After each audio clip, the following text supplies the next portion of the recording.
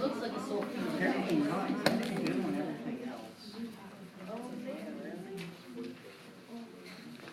Good afternoon. Evening. We'll talk about the exam in 1 minute, but the first thing, I'm trying to figure out how to do this. I don't have my adapter for the projector. No one has a USB to like HDMI adapter on them, do they? Do you? You want to lend me that? It'd be a lot easier to write stuff. Or we can sing along. Okay, so as they're hopefully helping out and helping me connect so I can project on the screen, if you haven't already, please look at the quicker question that is live on your screen. I can still send it out, I just want to be able to project so that we can have it on. You're in or you need it? I need it. Okay. So if you haven't already figured out that question, please do so. And then we'll talk through how we're doing that. If you don't know where to start, talk to the person beside you. Or we have one of us.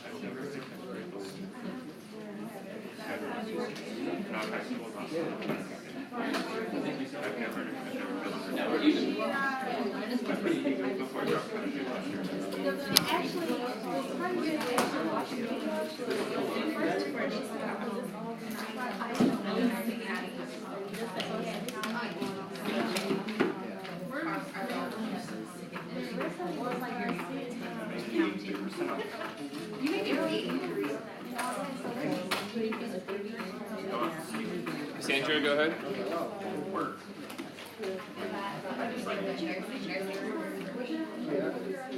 Good? Sandra, you?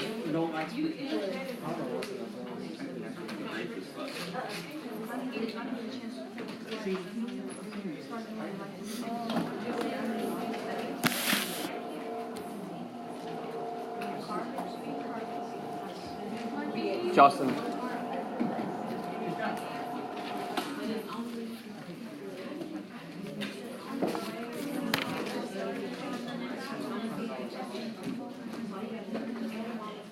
Okay. Location services? The app itself? Okay, I'll come around in a minute when we're working on the next problem. We have 21 responses. How are we feeling about answering this question?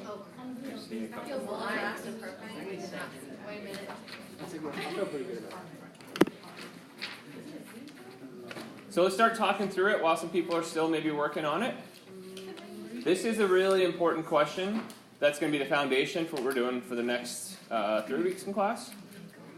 So let's make sure we fully understand how to do it and what we're doing and the difference between this and molecular weight.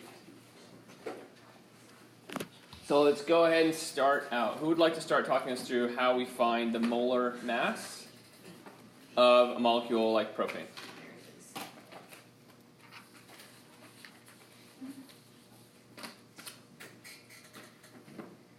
Bueller.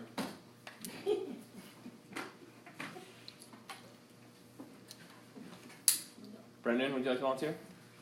Thank you.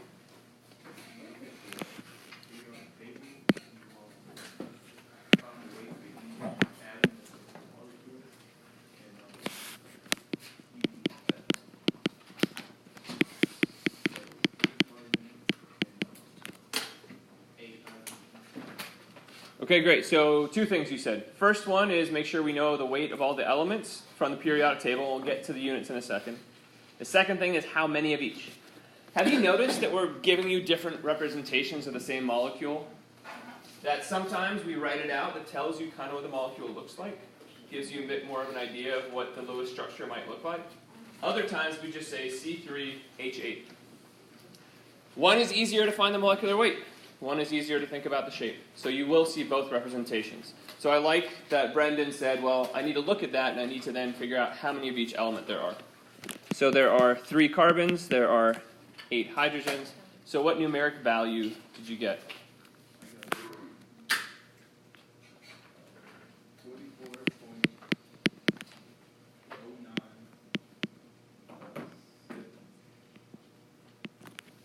0.097?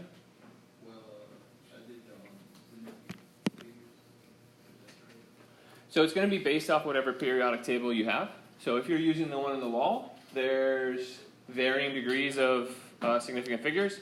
If you're using the periodic table little note card that I give you, I think there's 2 past the decimal. Whatever you have in front of you, just use that. Usually we're never going to limit our significant figures in our answer by the molecular weight or molar mass. So just put as many numbers as you can down. Just know you're not going to use that to limit any calculations later. Great. So 44.097, is that what you're comfortable with, or can you add one more digit? Okay, I can do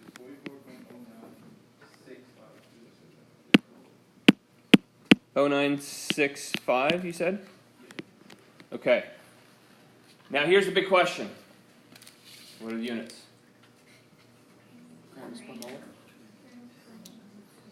Is it grams per mole, or is it AMU per molecule? It's molar mass, right? All right. One of the biggest points of confusion at this part of the semester is how do these numbers relate?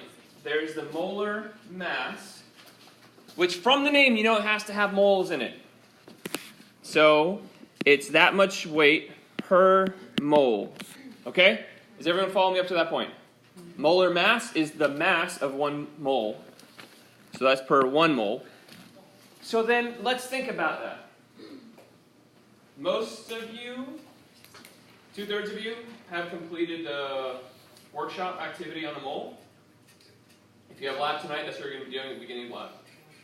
So if you're not fully comfortable with what the mole means and how to use it, hopefully you'll get a little bit of an idea tonight in class, and then in workshop right after this, you'll get much more comfortable with that. So what is a mole? Maybe try to get like a really short sentence on what that means. Talk to your neighbor. Try to come up with a really short sentence. What does a mole of something mean? Bounce it off your neighbor.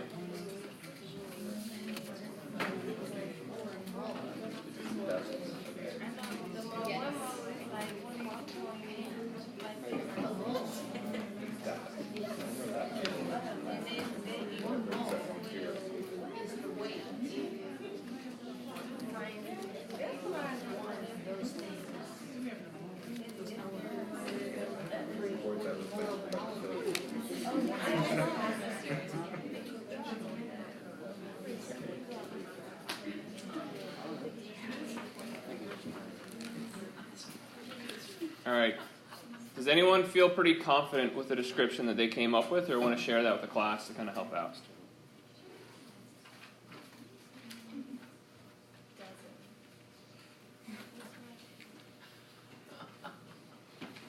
Summer, are you raising your hand? Your hand's up in the air. What do you want me to think? Donna, did you guys discuss and want to share your description?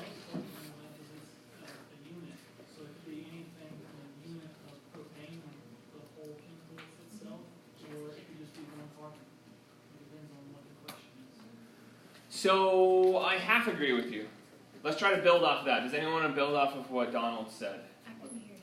What did he say? So he said it's a unit to describe something, and he used a molecule of propane or carbon atom. So we're getting there, but what do we need to add on to that?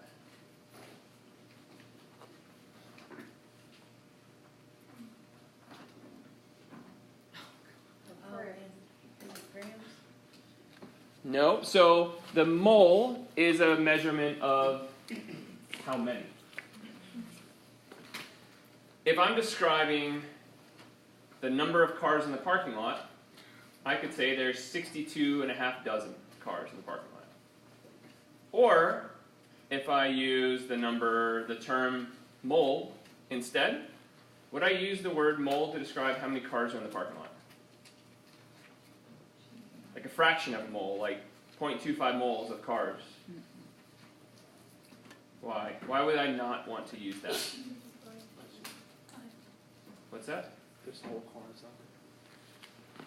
So we can say a fraction of a dozen, right? So the reason I heard dozen thrown out a couple times, the reason a dozen is used at this point in the semester is because the mole is a quantity. It's describing a certain number of things.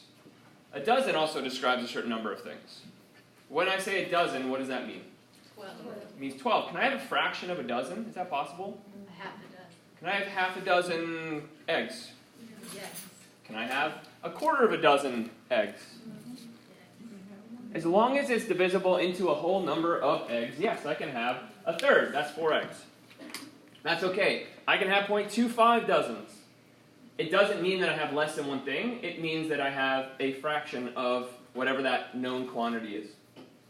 So we know dozen means 12. What does mole mean?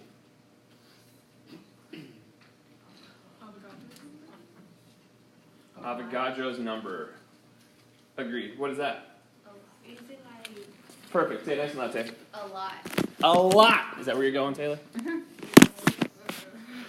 So if we say 1 dozen, you automatically think 12 because that's a regular reference to a certain quantity of things that is commonly used.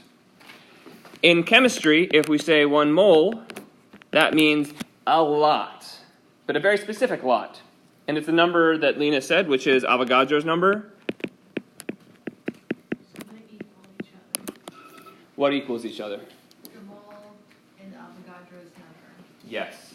1 mole is saying, in shorthand, this many things.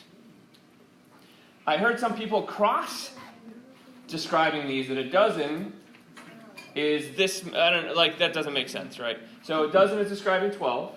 A mole is describing another known quantity. It's a set quantity, and it's this many things. And I like Tay's description, it's a lot. If you didn't get a chance to watch that video I sent out, the YouTube video, it was like a 10-minute YouTube video like a week and a half ago. It's where a guy is literally trying to describe how ridiculously large that quantity is. It's these numbers, but the decimal is 23 places to the right of where it is here.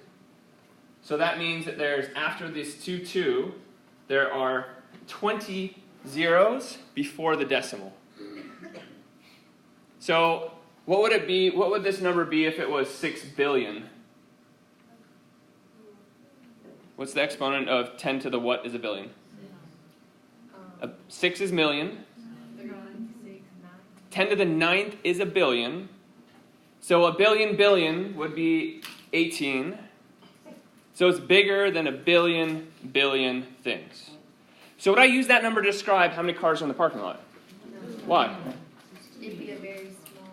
It would be like 10 to the negative 20th moles of cars. Even less than that. That'll be about 1,000. Maybe there's 1,000 cars in the parking lot here in any one day. So this is not a useful number when we're talking about cars. So why do we use it? Molecules are small. Why does it matter that molecules are small? Because they create a lot of them. So if I have something in my hand, this has a lot of carbons in it because it's made of plastic, and that's a polymer made of carbon. So if I was to try to describe maybe 30 grams of carbon, how many atoms of carbon are in 30 grams of carbon? A lot. In fact, if it's only carbon, if this pencil is made of only carbon, if I had 12.01 grams of carbon, that would be a mole of carbon. So the number that you find in the bottom of the periodic table can be used for 2 completely different but related sets of units. The one is called a molar mass, and it's that many grams of that substance. That makes up 1 mole of it. So is it possible to have 0.25 moles of something? It's less than 1. Can we have less than 1 of something? Well, if it's this many of them, yeah, sure, we can have it less than that, right? We can have 1 of something. We can have 1 carbon atom or 1 molecule of propane. We can have 10,000 of them. We can have a billion of them. We can have a billion, which is close to a mole. Right? So we can have any number of them. And one of the biggest points of confusion at this point of the semester is people say, oh, because we can't have less than 1 molecule, we can't have less than 1 mole. It's like saying because we can't have less than an egg and still call it an egg, we can't have less than a dozen eggs. Do you see how that doesn't work? You can have less than a dozen eggs. You can have less than a mole of things, But once we get to the point where we're less than one of them, that's when it's a big problem. And you can't do that.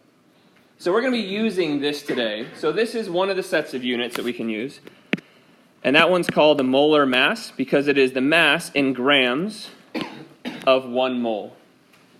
How does that relate to the molecular weight of propane?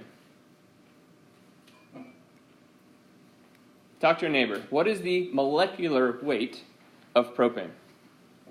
And actually, let's do it as a clicker question. So I'm going to go ahead and close this out. 44.1. Okay, so all these units that are at the top, these first 5 answers would be fine because they're grams per mole. I didn't see all of them in the list. Go ahead and click in your answer. And for right now, let's just do 44.01 as our numeric value, okay? Go ahead and click in what you think the molecular weight of propane is. So I'm going to do the same question. It's open right now. I'm going to go ahead and cross out molar mass. And we're going to say molecular weight.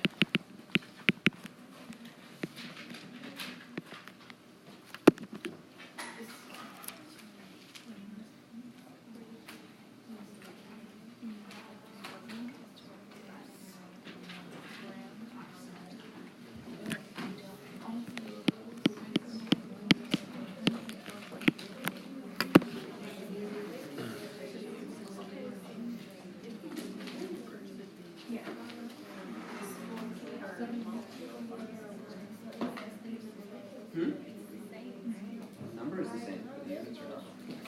Think of the name. You got it?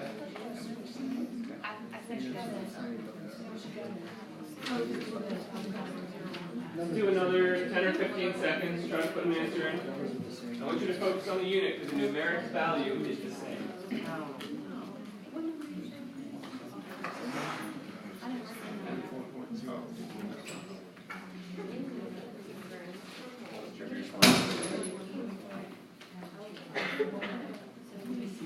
Okay, I'm going to go ahead and close it out. Closing out.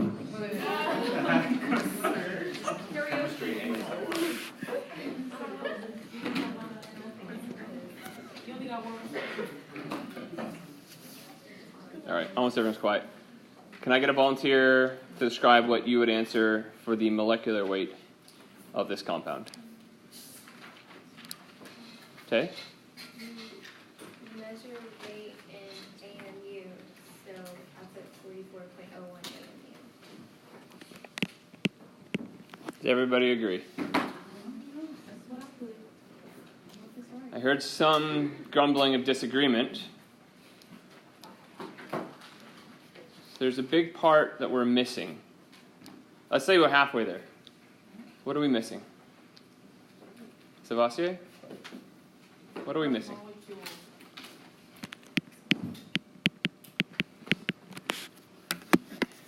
If we have 1 molecule of propane, think of how small that is. We have literally 3 carbon atoms, and we have 8 hydrogen atoms, and they're connected together in 1 molecule. And we're describing how heavy that is. We're not going to use grams, because grams describe stuff that we can touch and hold. And it would be a really, really, really small amount of grams. So we're going to use AMU. We know that that's based off of proton and neutron weight, and so that's a reasonable unit of mass to use.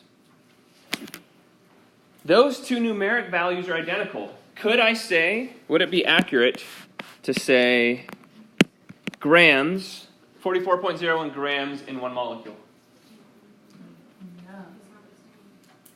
A gram is not equal to an AMU. Remember we have a conversion between those?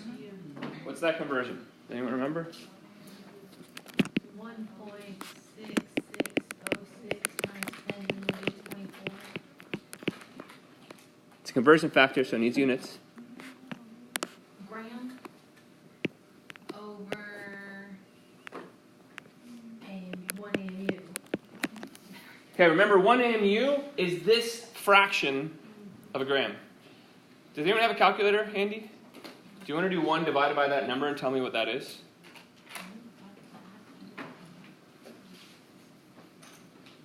As we're waiting on that.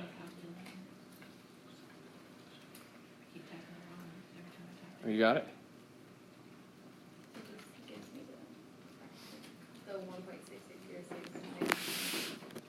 Okay? So if you do this in your calculator, 1 over this number, you did 1 over that number? No, I did it just like that. Okay, so if you do 1 over that number, anyone want to take a guess what it comes out to?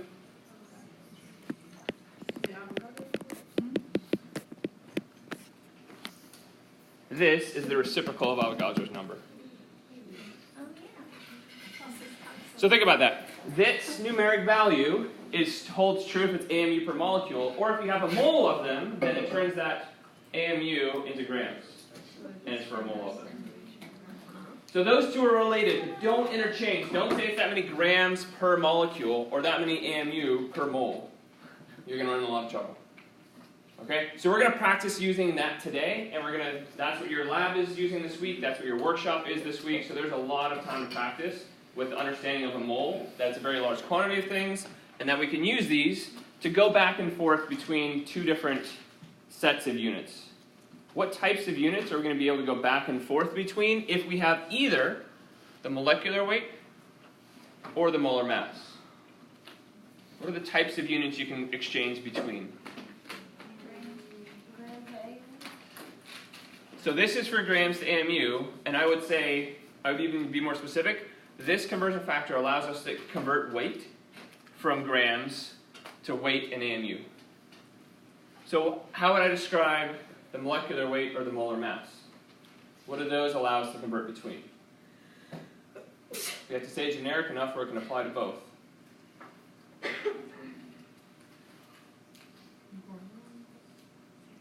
Both of them don't have grams, so we can't say grams. What do they allow us to convert between? Let me make a blank screen and see if we can get on the same. So we have the molar mass and molecular weight. Molar mass is grams per mole. Molecular weight is AMU per molecule. What are the top units describing?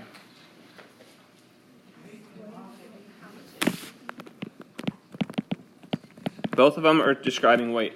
What are the bottom ones describing? What was that? Quantity. Who said that? Cassandra? Awesome. Both of these allow us to convert between how heavy something is and how many of them we have. It's like saying if I have a box full of pencils and I'm at a factory and the box is this big, I'm not going to want to go count how many pencils are in that box. But if I weigh out one pencil and then I weigh the whole box, I can say how many pencils are in there. It allows me to go from how heavy to how many on an object that you're not going to weigh every single one. So keep in mind that we're going to use this as a conversion factor to go between those two. If you start with AMU, you're going to use the molecular weight. If you start with grams, you're going to use molar mass. You're just going to need to choose the right one at the right time. I think we should probably go forward and try to work with these, and they'll start to make some more sense. So before we do that, I'm going to close out. I wanted to just make a brief mention of exam 1. Today's the last day before withdrawal date of the course. Tomorrow by 5 p.m. is the last day to withdraw. So I wanted to make sure we had our exam 2. You have all the data back so you can make your own decisions. I never want anyone to withdraw from the class, but that's a decision you might want to make if it's most appropriate based on what you've seen so far in the semester. You have your midterm grades for lab now. You have 2 exams. The final exam will replace your lowest exam score if it's higher, so do keep that in mind.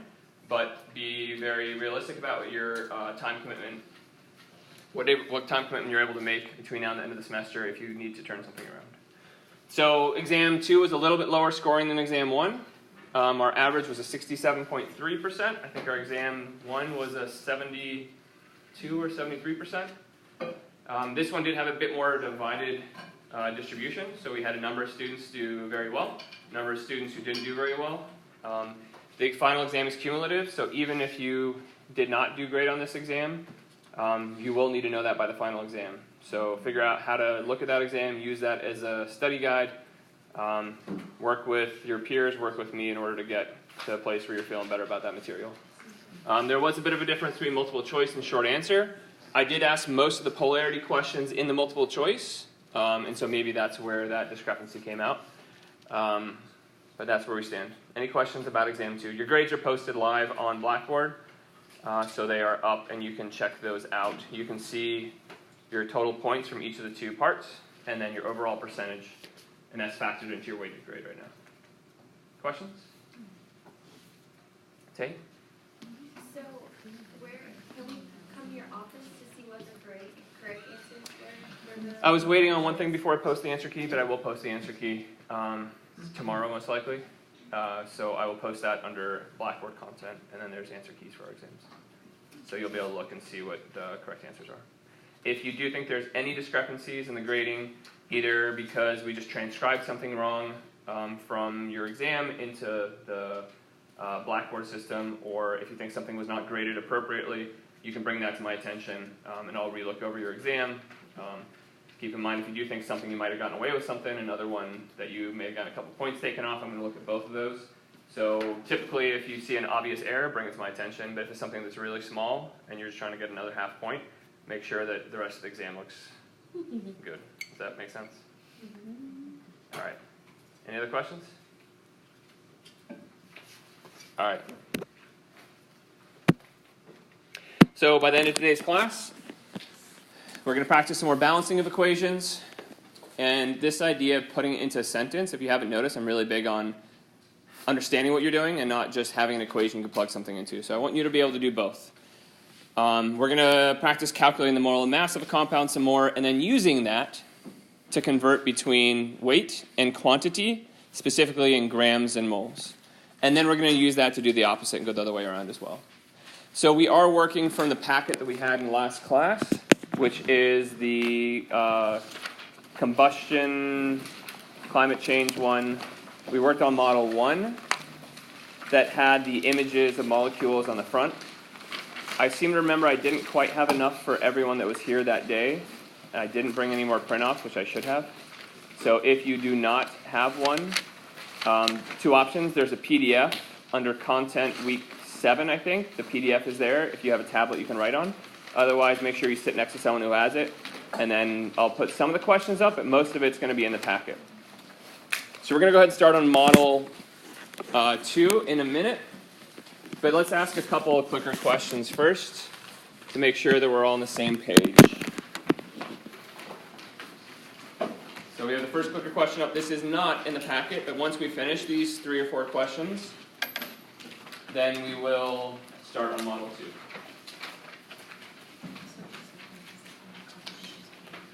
So I'll give about 1 minute for you to answer this first clicker question.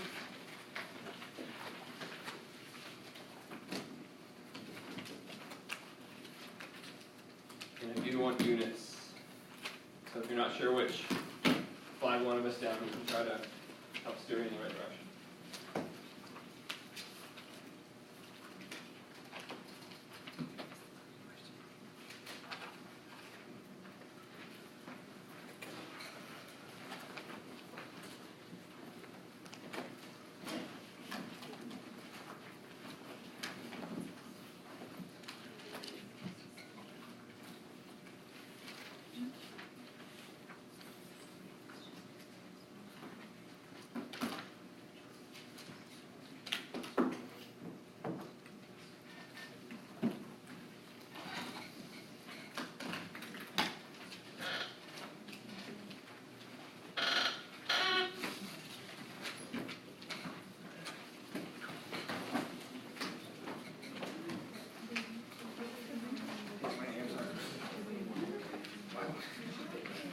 Yes, they have to do that. They have to do it twice.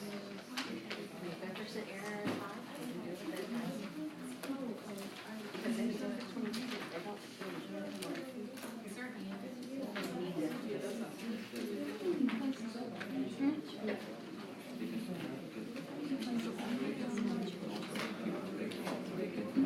They can put it back in the drawer for the air dryer.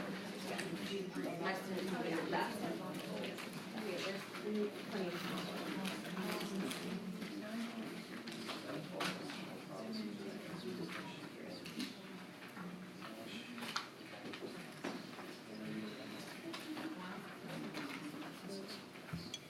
Okay, we have 44 responses. So we take a look? It's always difficult to see with the short answer responses, but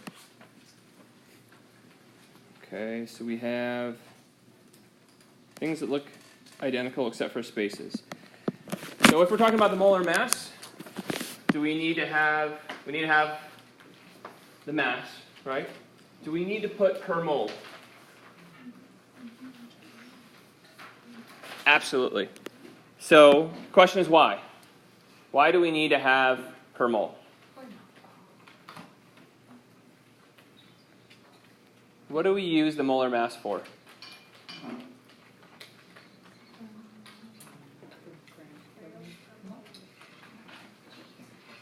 Say nice and loud. Grams per mole. So- Each of the weight. Let's elaborate on that. What are we going to use the molar mass for? What did we just talk about using it for?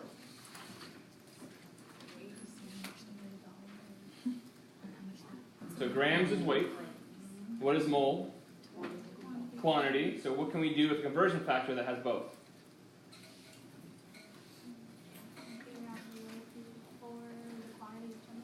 So if we know how many, we can figure out how heavy in grams.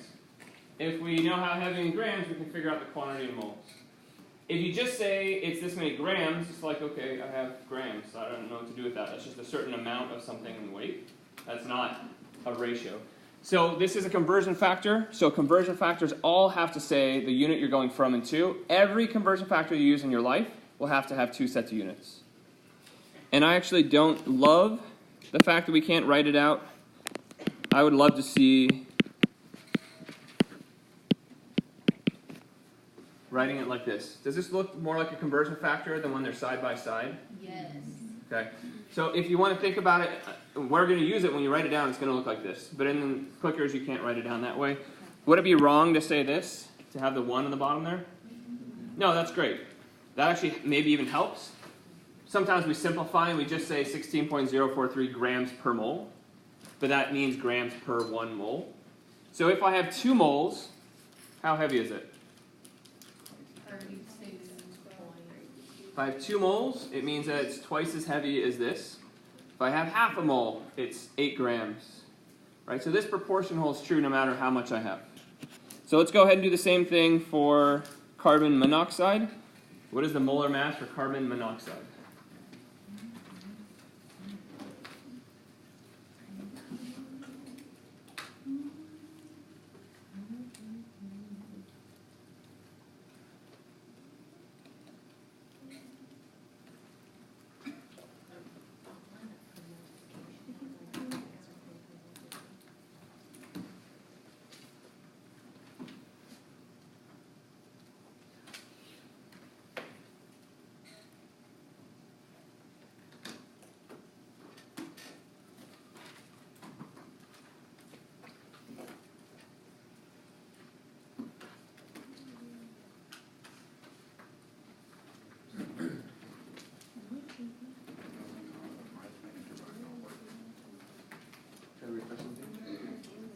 It's just a stupid calculator. I should have just bought the app. It's so expensive.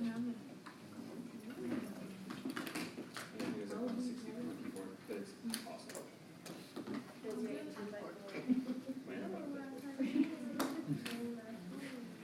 That last one I said I got wrong, but I had it right. I just put the space in there. So we don't- Yeah, I'm not worried about the space. Oh, yeah, don't worry about it. It says right and wrong. There's no credit. I have a 7. All right, it looks like we have 44 responses. I'm going to go ahead and close this out. And it's only going to show me the first couple of responses. I wish it sorted by... Maybe I can do that. Can I sort? Bar graph? No. I don't know how to sort the answers. We have pretty uniform set of answers, just a little different in how they're written. The only one that I see is a little bit off is the top one, so that might have just been a math error.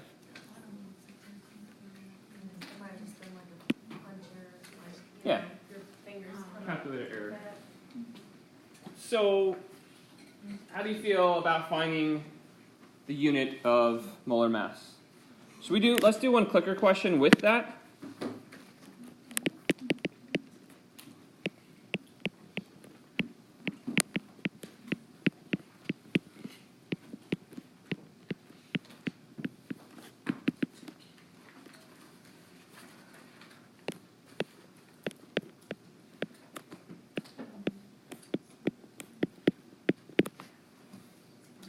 And I think I have to do one thing to start it. Okay, quicker question is running. It's not shown on your screen, but this is the question I'm asking. And I want you to write down on a piece of paper how we use this. Okay. Dimensional analysis, unit conversion.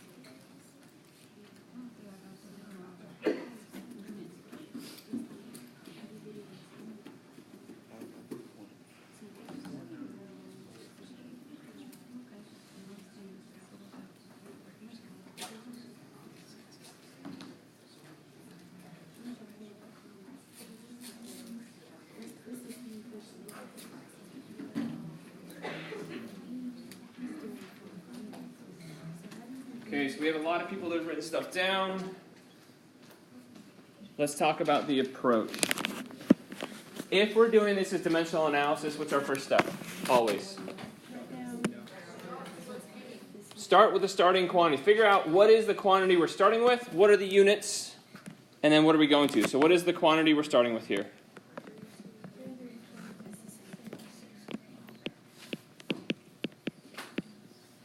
So we're going to put that over 1. Am I missing any units? CO. Yes, grams of carbon monoxide. Because if this was grams of lead, we would be using a different conversion factor. So now we say, do I know anything that can convert from the unit that we're given into the unit that we're trying to find? What do I use, Donald? I know that 1 mole is equal to 28.01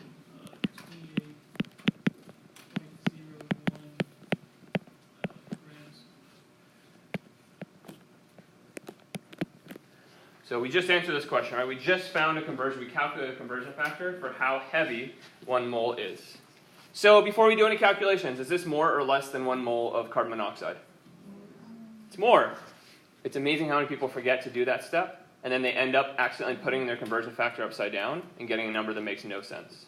So before we do anything, we say, okay, this is more than a mole. Maybe it's about 10 moles, I don't know, somewhere close to that. So if we mess up and do something like this, hopefully we'll catch that afterwards. Why is this wrong? Because the unit needs to be on the top and the bottom of the next one. So let's go ahead and do that the right way. Well, you said though if you did mess up and you catch yourself, like how would you catch yourself other than just knowing to go diagonally? Would the number just be too big or something? Or? Exactly. So we did the other way around. Instead of having a number about 10, we would have a number that would be like 6,000. So that would be a big tell. So grams of carbon monoxide are converted, and then we end up with moles. So what numeric value did you get? Lena? 11 point. 49.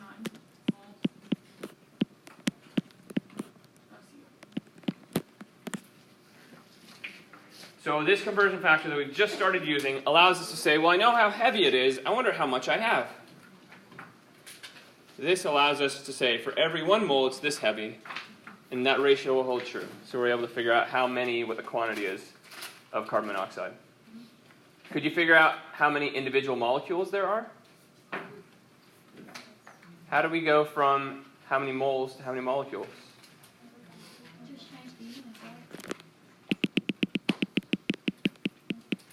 How do y'all feel about 1 mole is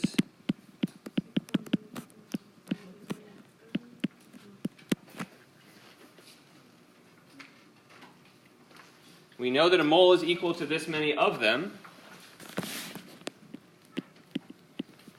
Probably better to write molecules so we are on the same page that we're finding. So we could calculate that again. Once again, do we expect this number to be big, small? We're going to have 11, we just calculated, right, 11 moles.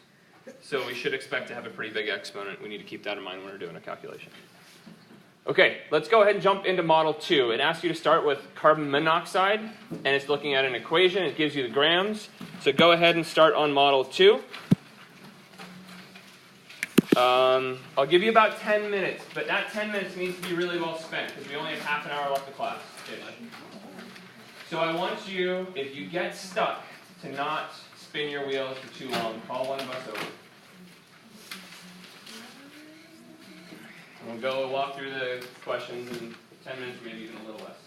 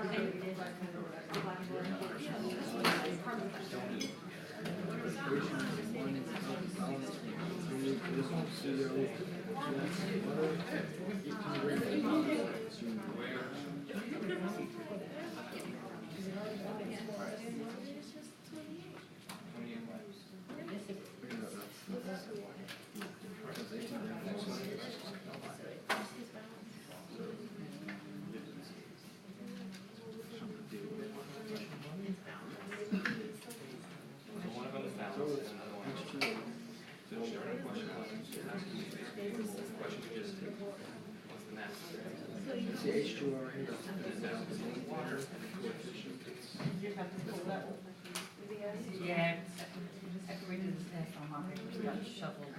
It's in the stack that's teaching class. It's in the stack at home, sitting on your desk. On the table?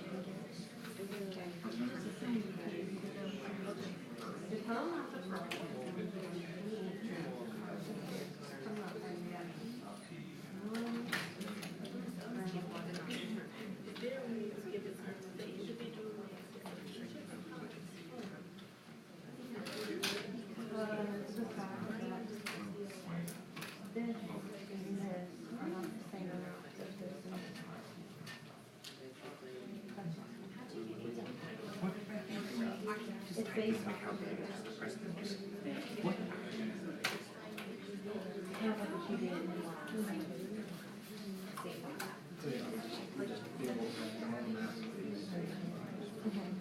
Anything more of what you got.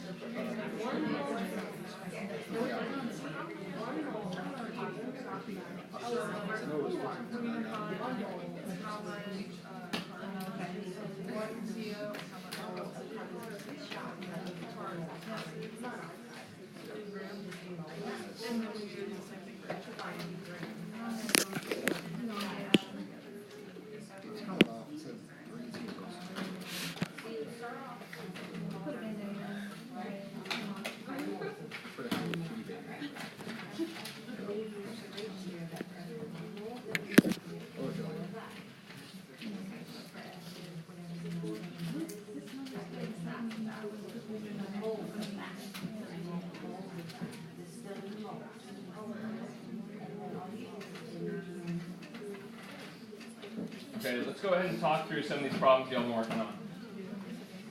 Can I have someone answer, maybe before we do the clicker question that's up there, how did we answer what is the mass of 1 mole of carbon monoxide?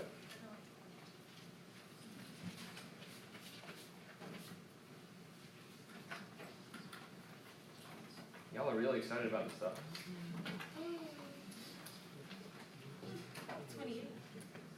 28 what? Okay, so we just calculated the molar mass of carbon monoxide at 28.01 grams per mole. So there's two ways you could answer this question. You could either say, well, I know a mole weighs 28.01 grams, and that's what it's asking, so I just put 28.01 down. I saw some other people answer it a different way that is a little more complicated, but works also. And so they said, well, 1 mole of carbon monoxide is our starting quantity. We know that the molar mass is 1 mole of carbon monoxide weighs 28.01 grams.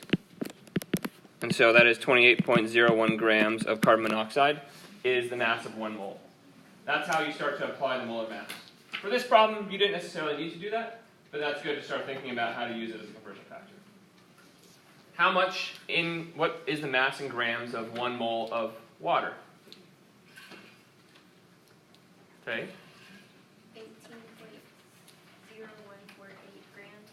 18.0148 grams. And we found that by adding up the numbers in the bottom of the periodic table for each of the elements, putting that as grams per mole. It's asking for 1 mole. So we can do either the two approaches. Either just say that's it because it's for 1 mole, or we can use it as a conversion factor. So then what do you notice about the grams that they're using in this problem? The actual grams of carbon monoxide and the grams of water. In the beginning of that question. They're using a mole. Carbon monoxide, a mole. So in this problem, they're using 1 mole of carbon monoxide, and they're using, 18.0 grams of water. Why is it not exactly the numbers we calculated for molar mass? Did you notice they're not using as many sig figs as we did? They're only going to the tenths place, 1 past the decimal. So according to that, it's 1 mole of each of these. So they're basically saying we do this chemical reaction. We start with a mole of each, and then we get to this question, 11C. I want you to go ahead and, if you have not already, click in your answer. What is the total mass of product formed in this chemical reaction that proceeds with 28 grams, 20.0 grams of carbon monoxide, 18.0 grams of water? Go ahead and click in your answer. Check with your neighbor if you haven't already. With just to the 10th place? To the appropriate decimal place. Whatever that may be.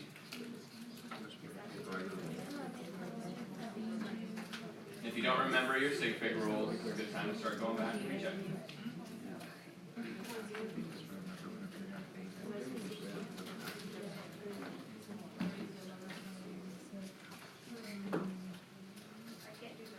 Anyone need a hand? 32 responses, 33.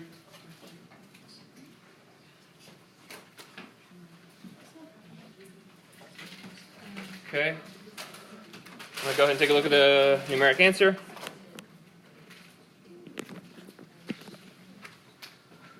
All right, our top 3 answers are 46.0, 46.0, and 46, all in the unit of grams. What do we think? How would we come up with that? How do we even know how much we're supposed to make in products? It's a crazy question, right? Courtney?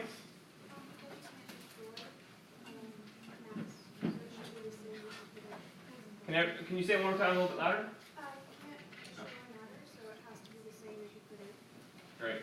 So that idea of a balanced equation, last class we said, we're not just balancing the number of atoms before and after, but we're maintaining the mass before and after. So this is the amount of weight that we start with, and there's probably more of them. By the way, when I click the correct answer, if it says you got an answer incorrect and it's down there, I don't grade on correctness of answers, so it is not negatively affecting your grade. I'm just trying to highlight that there is a correct answer being shown. Why would we have to put 0? Good question. Do we have to put 0? Yes. Absolutely. Significant figure rules. 28.0 is significant to the tenths place, 1 past the decimal. 18.0 is significant to 1 past the decimal. Our answer for addition goes to the least certain, and so that means we report our answer to the tenths place. So that answer is 46.0 grams. This is not per mole. It's just asking what's the mass that was formed. Okay? So then the next question it asks is, well, can we figure out exactly how much carbon monoxide was formed? If you haven't already, talk to your neighbor. Let's spend about 1 minute talking to your neighbor. Try to figure out, to describe to them, how we can figure out the mass of one of the two products.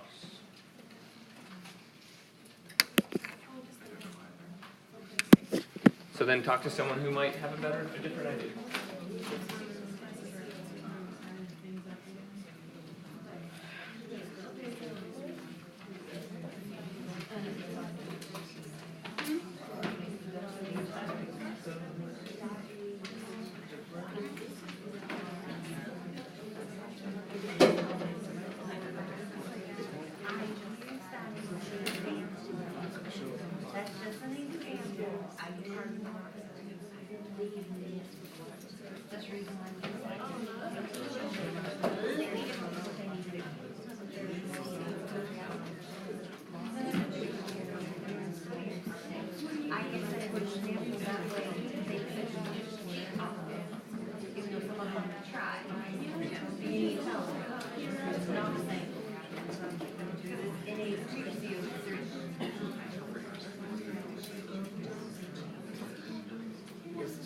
I would explain it, at least for sure, and then maybe reiterate it.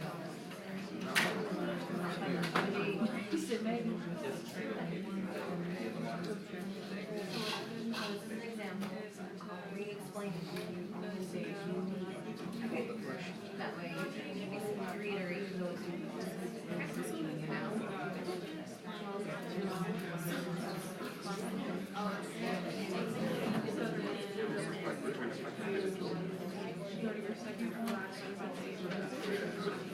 We're supposed to compare this.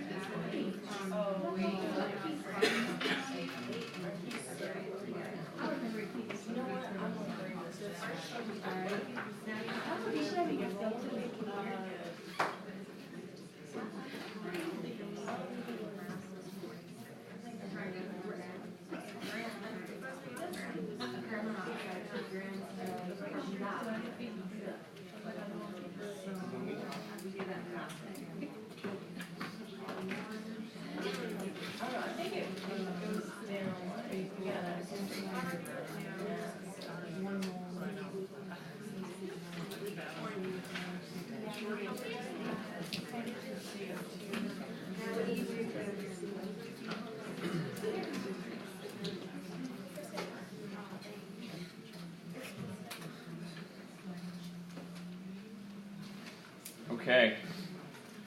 How do we do it? I'm not going to do the math right now. I want to hear about the process. How can we actually figure out how much of that 46.0 grams is CO2?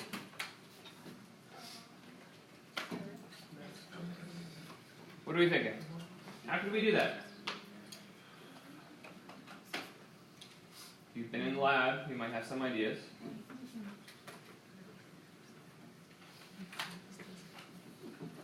Do I have a volunteer? Anybody?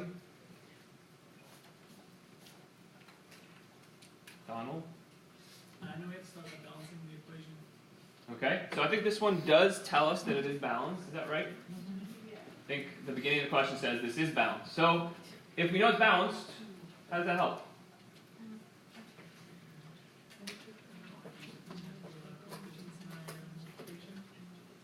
Okay, so something about coefficients, something about... But I don't know how to do the equation. Okay.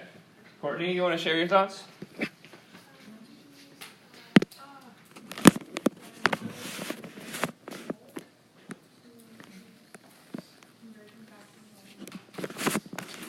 Okay. So if we were talking about... There's the simple way and the more mathematical way. We're going to get in the mathematical way here. The simple way is, how much carbon monoxide are we going to make? Do we know the quantity of it? If it's a balanced equation, what do we know? You notice our stoichiometric coefficient is 1 for every single molecule in the reaction. So what does that mean in the sentence? It means that for every 1 carbon monoxide, we need 1 water to make 1, what are our products? Carbon dioxide and 1 H2. So if we start with a mole of carbon monoxide and a mole of water, how much carbon dioxide are we going to make?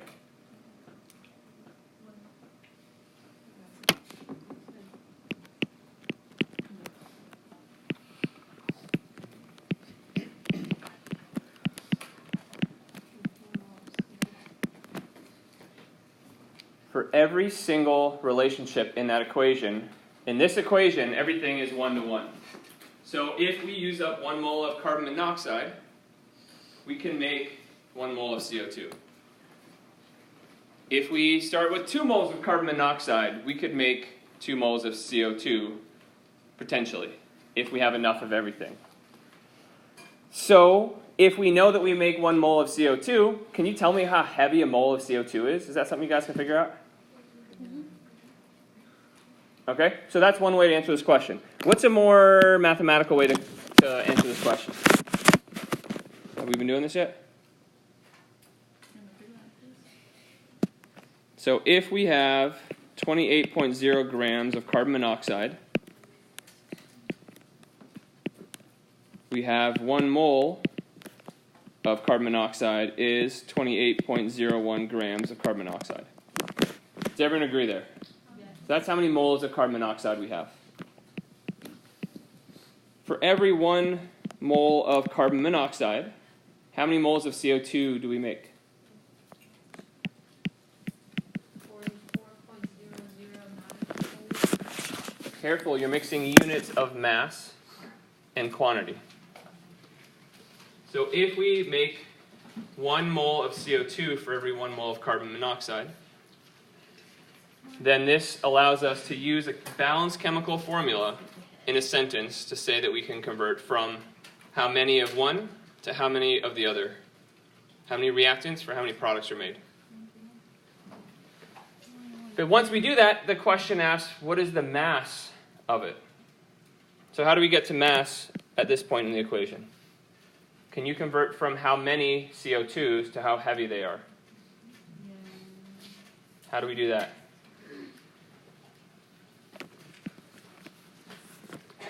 If I say 1 mole of CO2, how heavy is that?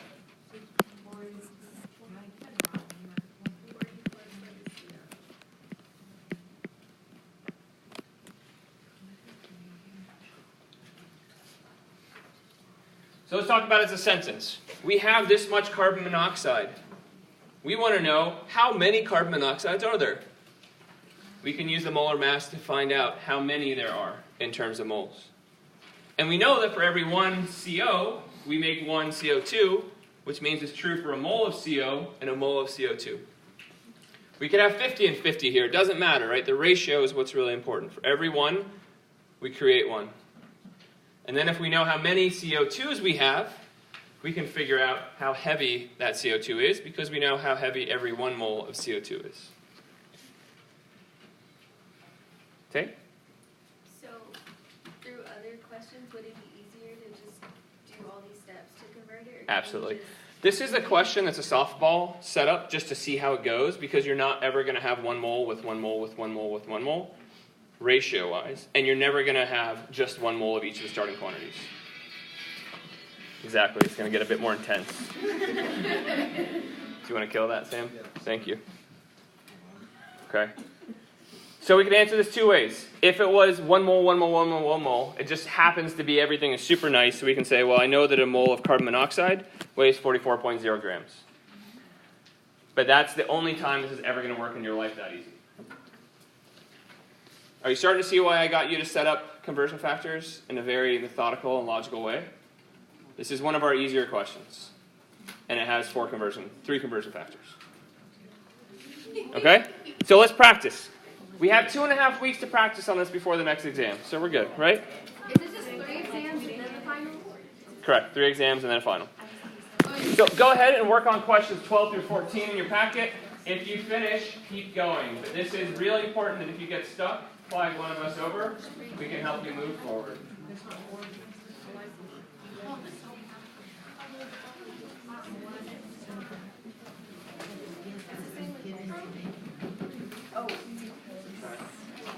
What are you doing here?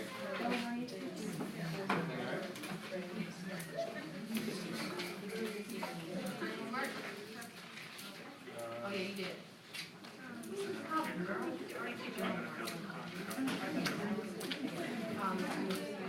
You have it.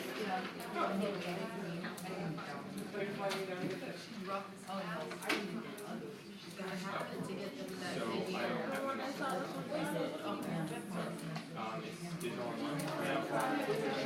Either home card or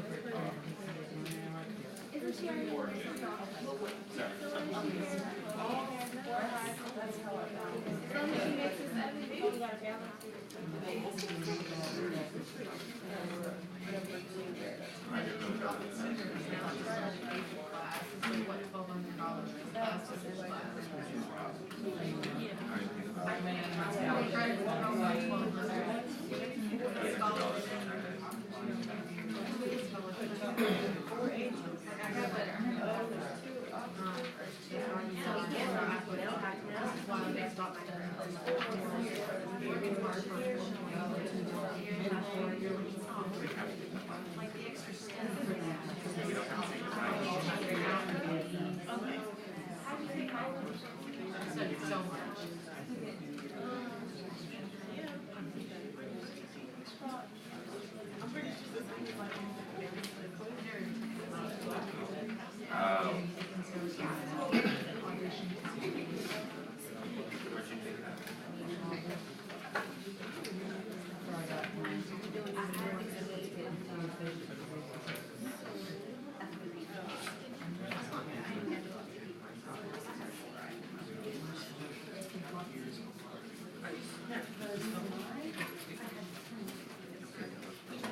I didn't know that you might be able to do more set up like that.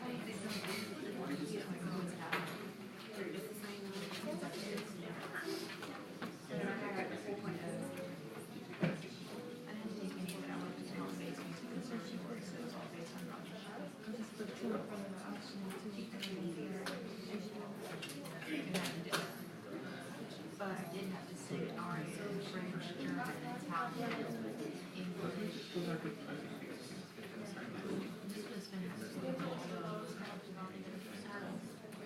Try to get some crystal music. I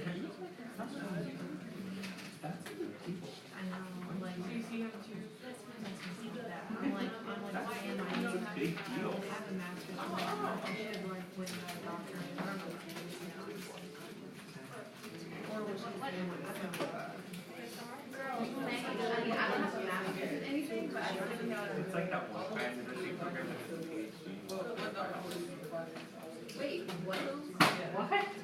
I don't know. I think a lot of us go into this and don't know what we're doing, and like, we're just looking for responsibility while we figure it out. Okay, I'm happy for this.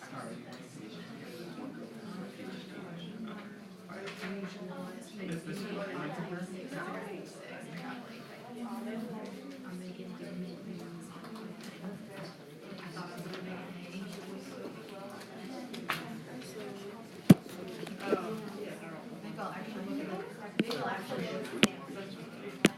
All right, so let's do some lightning round quicker questions. Go ahead and put in your stoichiometric coefficients for the properly balanced equation.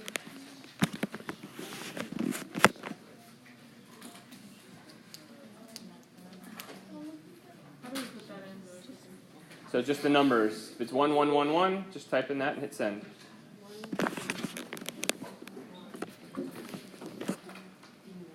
Like for the whole thing, like the coefficients for the whole thing? All coefficients. Okay. All 4 coefficients is one number and hit send.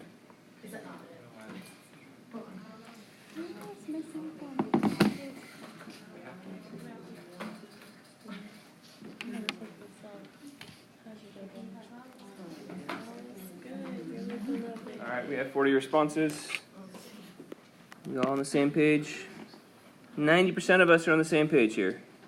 So 1, 2, 1, 2. How do we determine that? What's wrong with the way that it's written?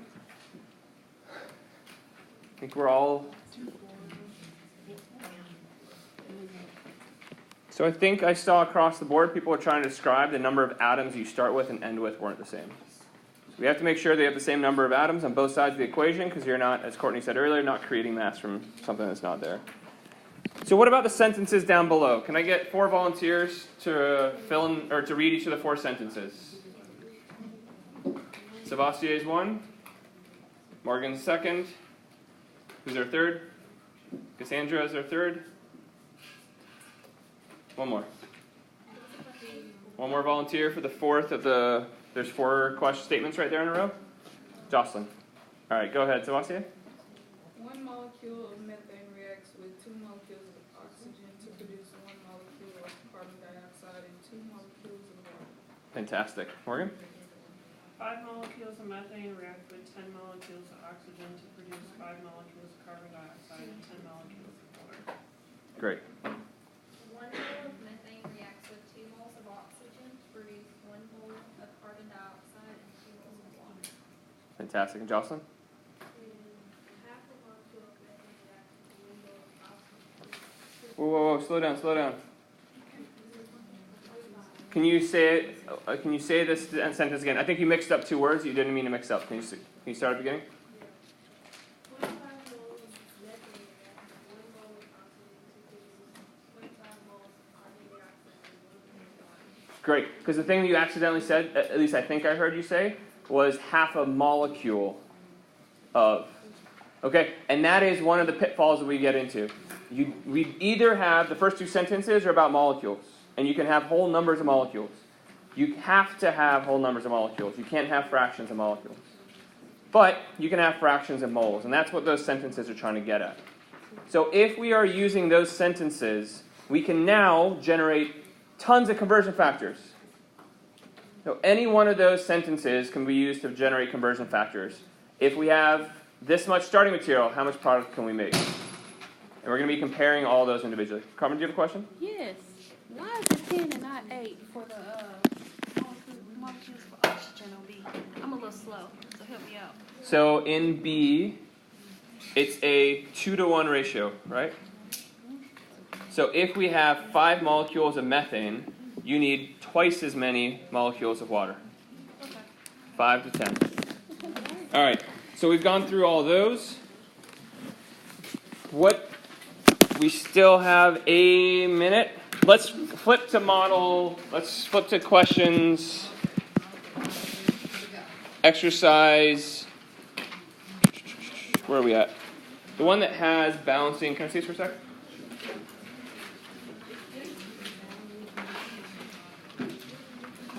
If we go to exercise 4 on the last page.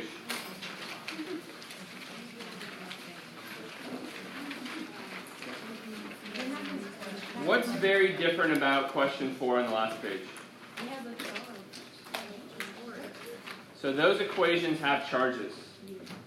Do you think the charges have to be balanced before and after? What do charges mean? Charges mean number of electrons, right? Do you think we have to balance protons and neutrons before and after? And electrons? So in addition to our description before about balancing of number of atoms, mass before and after, we also want you thinking about balancing a charge before and after. So what I'm going to ask is, I really wanted to get through this whole thing, but it was a bit intense earlier today with descriptions of a mole and how to use that. How much time do you have between now and Wednesday to work on this? Is there homework for Wednesday? I have not set any up yet, but I'm going to go back and do that right now. So let's do that instead. I'll go back and set some of that up. But if you have time to practice, it'll be a pre-class quiz, so a primer. So it'll be relatively short based on what we talked about today. And it's going to get us moving much faster on this on Wednesday. So we're going to finish this packet on Wednesday. So come in ready. If you feel really uncomfortable with it, you can review what we did and then kind of go through the rest of this and come in with questions. And hopefully as we work through it, it'll help you get ready. That's all we have on Wednesday. So does the primer No, there'll be a primer for Wednesday. Well, when she said homework, I meant primer. Homework? Yeah, there will be a homework this week. There's no like after class, so there'll be no homework. Yeah, so there was no homework due last night, but there will be this week because you need to practice this.